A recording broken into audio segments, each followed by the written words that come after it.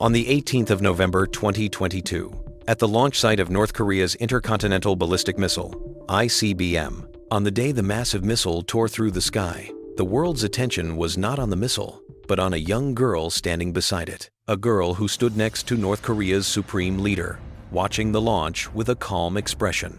She was Kim Yo Jong, the daughter of Kim Jong-un. North Korean media introduced her using the phrase, "respected child," and she stood firmly holding Kim Jong-un's hand. At first glance, it sounds like a simple term of respect, but in North Korean society, this expression holds a very special meaning. The modifier "respected" had been reserved only for the supreme leaders Kim Il-sung, Kim Jong-il, and Kim Jong-un, yet now, that title was being attached to a young girl.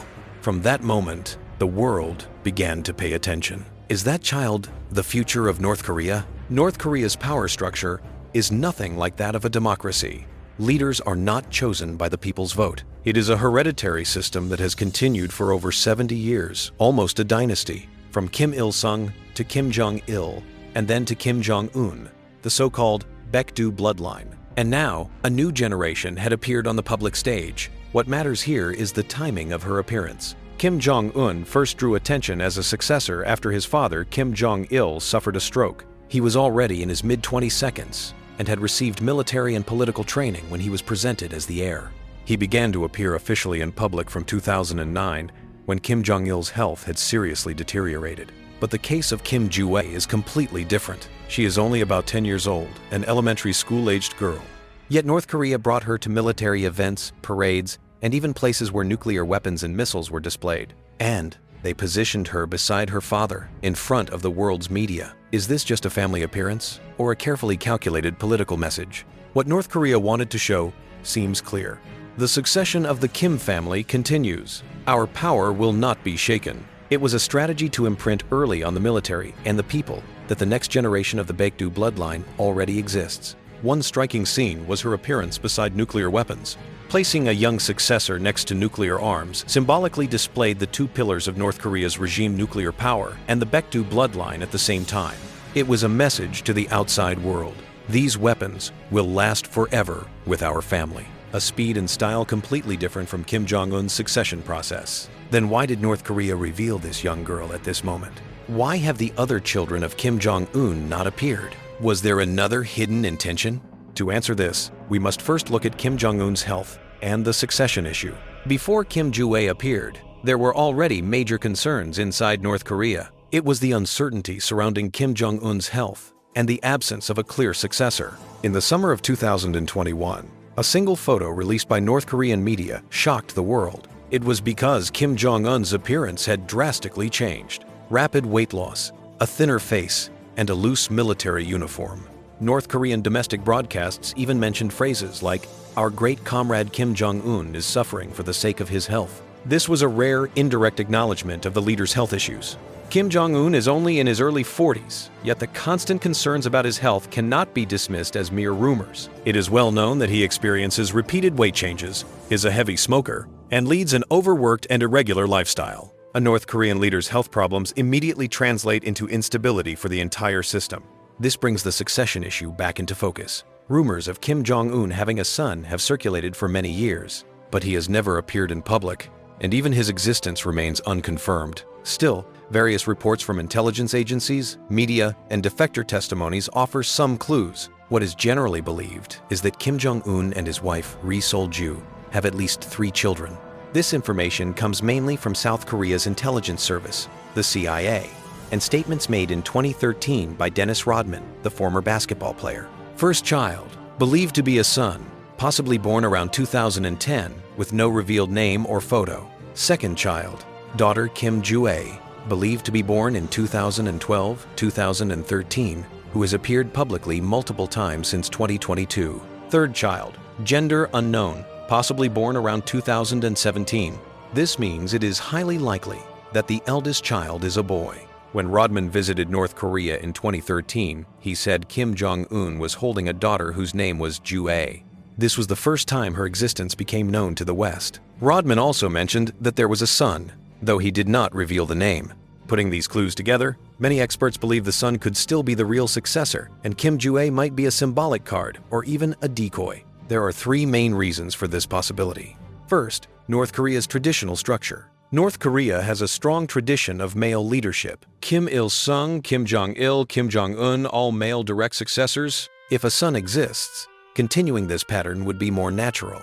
Second, Kim Joo-a's young age and role. She appears frequently in public despite being very young, but experts note that she is far too young to realistically prepare for actual power. Third, the strategy of hiding the son. If the son is intended as the true successor, keeping him hidden provides safety. If the elite and military know for certain that he exists, power struggles may begin prematurely. So it may be strategic to raise the son secretly while using Kim Joo-a as a public distraction. In this scenario, Kim Joo-a becomes the visible successor, while the son is the hidden real successor. The Kim dynasty has always linked succession with health crises. Kim Jong-il collapsed from a stroke before Kim Jong-un suddenly rose as the successor. Before Kim Il-sung died, Kim Jong-il had already secured control over the party and the military. Heirs in North Korea have always been prepared like an insurance policy for emergencies. Kim Jong-un, too, would need to ensure stability, even if something happened to him. This makes the early exposure of a successor necessary. This raises an important question. Why the daughter and not the son?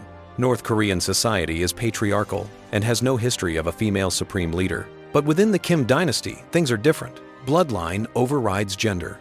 Being a direct member of the Baekdu bloodline matters far more than being male or female, and there is already a powerful woman in the Kim family. Kim Yo Jong, Kim Jong-un's sister. She is a key figure as a vice department director of the Workers' Party and oversees North Korea's policies towards South Korea and the US. In effect, she is considered North Korea's second most powerful official. Her presence has made the idea of a female leader less unfamiliar to the North Korean people. This reduces the psychological barrier to presenting Kim Joo-a as a future successor. This leads to a deeper question.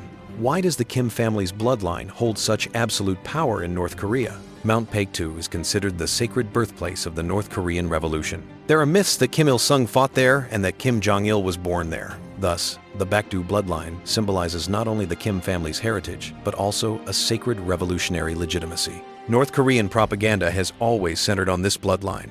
Kim Il-sung, the anti-Japanese hero. Kim Jong-il, the revolutionary born on Mount Paektu. Kim Jong-un, the direct heir. The repeated message is that only someone with this bloodline can lead the nation.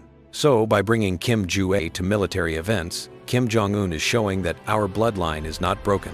End quote. With 34-43. But there is a key difference. When Kim Jong-il prepared Kim Jong-un as a successor, Kim Jong-un was already an adult with control over the party and military.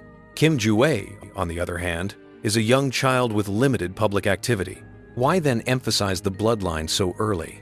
Because North Korea is unstable. Its economy suffers from sanctions and isolation. Kim Jong-un's health concerns persist. In such times, the strongest message to the people is that the bloodline continues. The Kim dynasty has always used bloodline as a stabilizing force during crises. Kim Jong-il promoted Kim Jong-un as the Baekdu bloodline successor.